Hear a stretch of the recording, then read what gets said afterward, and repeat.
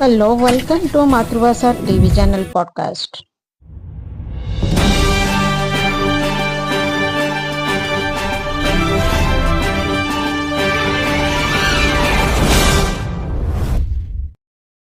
दर्शक बंधु भिडियोटी को लाइक करंतु शेयर करंतु जदि आपण माने हम चैनल को नुआ करी देखुथिबे तेबे सब्सक्राइब करी पाखरे थियो बेल आइकन को प्रेस करी ऑल ऊपर क्लिक करिया जमा भी भूलबेनी। चलन खबर ऊपर नजर पकाइबा।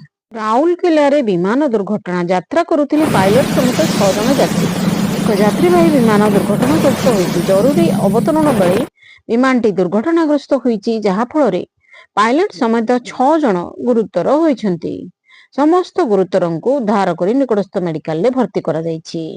ଭୁବନେଶ୍ୱରରୁ ରାଉରକେଲା ଅଭିମୁଖେ ଯାଉଥିଲା ଏକ ଛୋଟ ବିମାନ ଯେଉଁଥିରେ ପାଇଲଟ ସମେତ 6 ଜଣ ଯାତ୍ରୀ ଯାତ୍ରା କରୁଥିଲେ। ଦକ୍ଷିଣ ରାଉରକେଲା ଆକାଶରେ ବିମାନଟି ଉଡୁଥିବା ବେଳେ ହଠାତ୍ ତଳକୁ ଖସି ପଡିଥିଲା। ଏହାର ଯାନ୍ତ୍ରିକ ତ୍ରୁଟି ଥିବା ଜଣା ପଡିଥିଲା। ଏହା ଯୋଗୁଁ ପାଇଲଟ ତୁରନ୍ତ ବିମାନକୁ ଏମର୍ଜେନ୍ସି ଲ୍ୟାଣ୍ଡିଂ କରିବାକୁ ନିଷ୍ପତ୍ତି ନେଇଥିଲେ।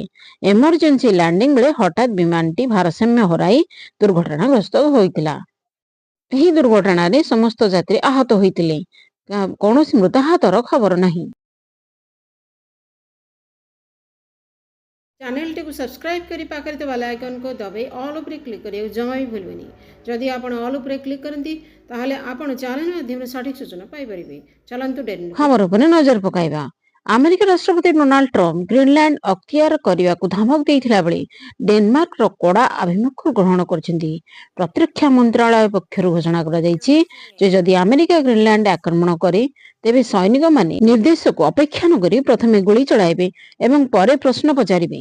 एही नियम 1952 मसीहार एक पुराना आदेश उपरे आधारित जहाँ आक्रमण समय तुरंत प्रतिरक्षा आक्रमण करने को निर्देश देइथाए। ग्रीनलैंड को नहीं ट्रम्प कौनसी भ्रमरे रहिबा उचित नुहे एवं तुरंत धमकपूर्ण वार्ता बंद करने जरूरी बोली डेनमार्क पक्षरु कुआ जायछि।